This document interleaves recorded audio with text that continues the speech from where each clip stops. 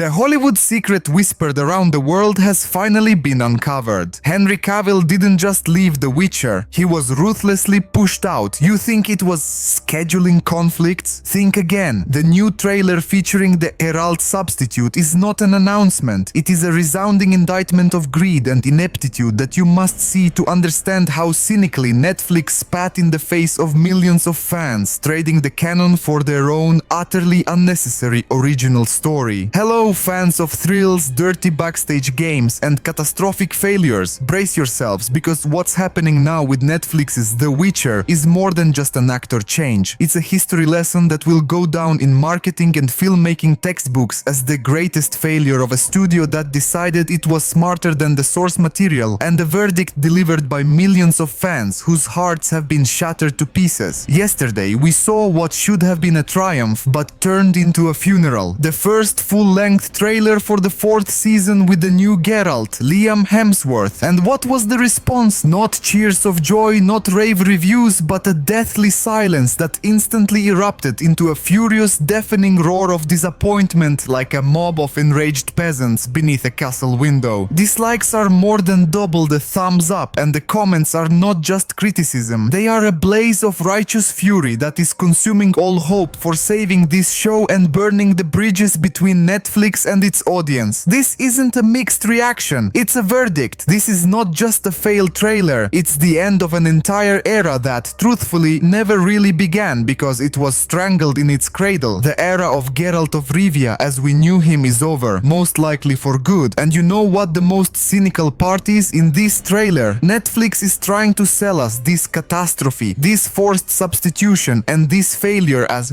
The Witcher is in a state of flux. You are becoming something new. How will you regenerate? This is what incessantly echoes in the promo, like a mantra for the desperate. Let's be honest, this is not a regeneration. This is a pathetic, inept attempt to cover up the elephant in the room. The departure of Henry Cavill, who was the only, and I emphasize, only reason millions watched this series in the first place. And while they try to push this pretty packaging on us, we know what's inside. Rot, decay, and creative self-delusion. We see Geralt assembling his team, Ciri, Yennefer, Jaskier, everyone in their place. Even the intriguing Regis, played by Lawrence Fishburne, joins them, despite the scandal over his changed appearance. We see massive battles, monster slaying, Vilgefortz gathering an army. All of it looks epic, but rings hollow. Against this backdrop of pomp, the words about change sound like an excuse that no one is buying. Now let's get to the hottest part, the heart of the scandal that has boiled the blood of everyone who has ever opened a Sapkowski book or played the games. Recall the recent, arrogant, simply mocking statement by Lauren Hisrich Schmidt, the showrunner. Like an actress in a cheap play, she confirmed Cavill left due to scheduling conflicts because, you see, he wanted to focus on other projects. And here is the main shock that forces us to tear off the masks. This convenient truth is an outright, blatant, cynical lie whose goal is to whitewash Netflix and, first and foremost, the inept writers whose exorbitant ego proved to be greater than common sense, greater than the fans' love, and greater than the genius of the source material. Henry Cavill was the true fanatic, the guardian of the Witcher canon. He didn't just play Geralt, he lived him, he breathed this universe. He repeatedly, in various venues and interviews, stated that he loved the series and demanded, practically begged, the producers to strictly adhere to Andrzej Sapkowski's books. To them, he was not just an actor, but the project's conscience, which they ultimately decided to cut out. According to insider information that leaked from the actor's circle and the film crew, Cavill didn't leave willingly, but because his patience ran out and his demands were ignored. He was simply tired of fighting the incompetent writers who cynically warped the plot, the logic, and most dreadfully, the characters' personalities. To them, he was not an actor, but a constant, unbearable headache, reminding them of what they should be doing, adapting, not engaging in amateur antics, and telling their own story. He left because the Netflix producers and writers, according to him and many close associates, wanted to tell their own story in the world of The Witcher. The audience, unlike the showrunner, understands this perfectly well. Just look at this comment under the trailer, which hits the nail on the head and perfectly articulates the position of millions. Netflix producers, you had a simple task: take a bestseller, its story, and put it on on screen, and you failed. Why?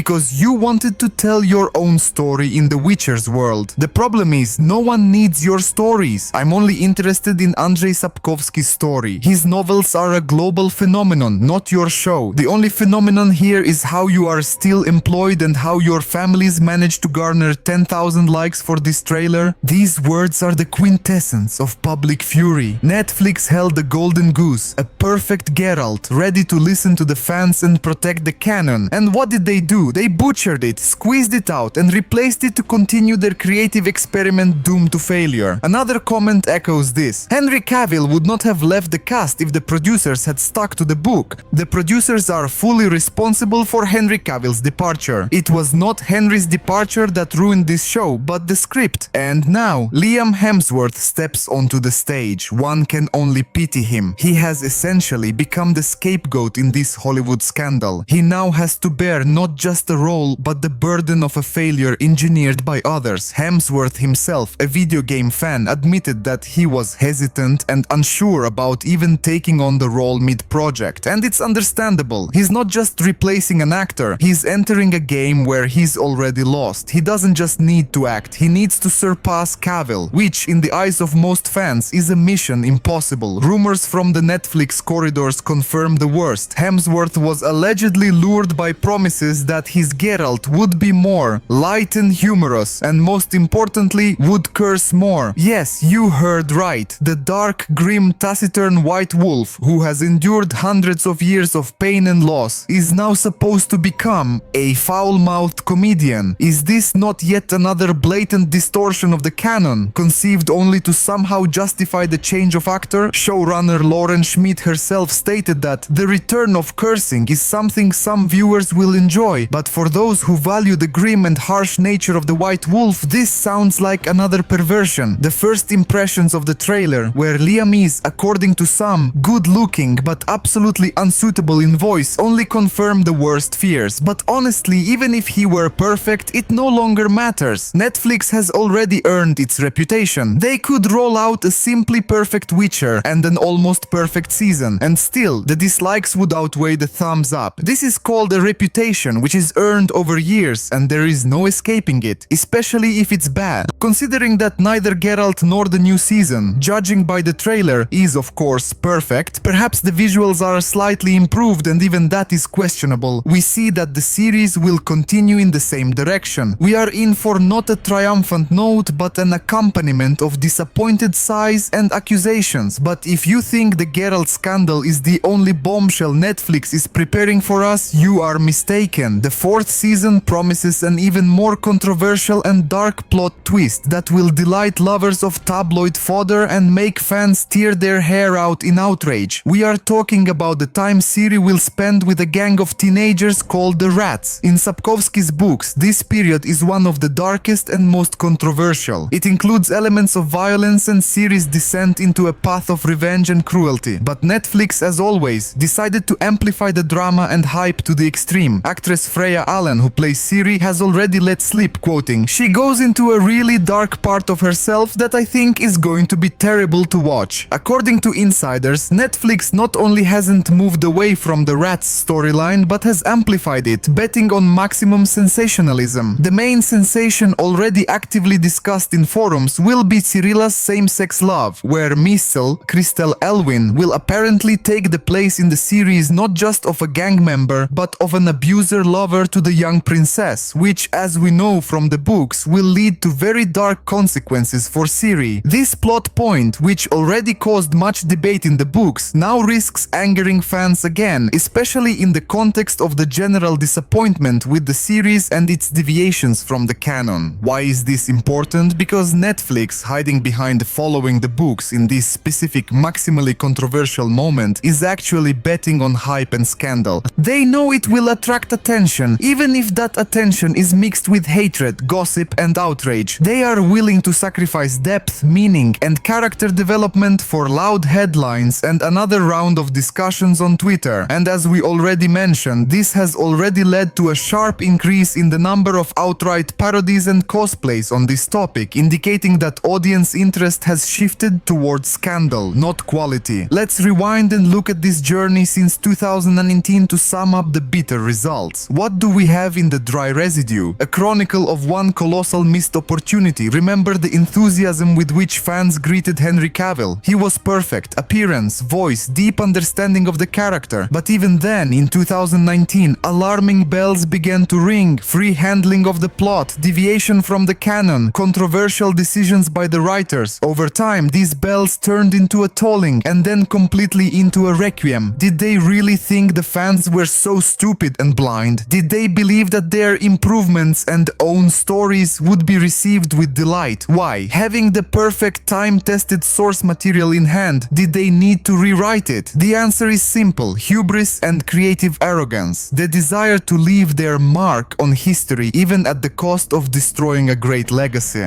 By the third season, The Witcher had already turned into a pale shadow of its former self. Cavill's departure became the last, thickest nail in the coffin. And now, as the fourth season premieres on October 30th, 2025, and the fifth, final season has already been filmed, the story of The Witcher by Netflix is coming to an end, but not on a triumphant note, but to the accompaniment of disappointed sighs and accusations against the creators, whose careers also seem to be reaching their logical finale. This is a vivid lesson for everyone trying to adapt iconic works. Sometimes it's better to simply follow the source material, rather than trying to improve it, or even worse, rewrite it for personal ambitions. Netflix has shown the whole world how ambition and the desire to tell their own story can destroy a great source material. They traded an epic saga for low-grade fantasy, spiced with a political agenda, questionable plot twists, and writer self-adulation. We were waiting for Game of Thrones, but we only got a pale shadow of what could have been. And the most important rhetorical question, to which we seem to already know the answer: has Netflix, having lost Cavill and received a barrage of dislikes, learned nothing? If they continue in the same vein, we risk seeing not just a bad finale, but a final geyser of bile from fans that will wash away the last remnants of Netflix's reputation. The story could have ended with a bittersweet ending, as Martin promised in Game of Thrones. But we are in for a very, very bitter aftertaste. This series could have become cult. Instead, it became a bitter aftertaste and a chronicle of how a studio, blinded by its own ego, killed its cash cow. On this note, we wrap up, but the discussion is just beginning.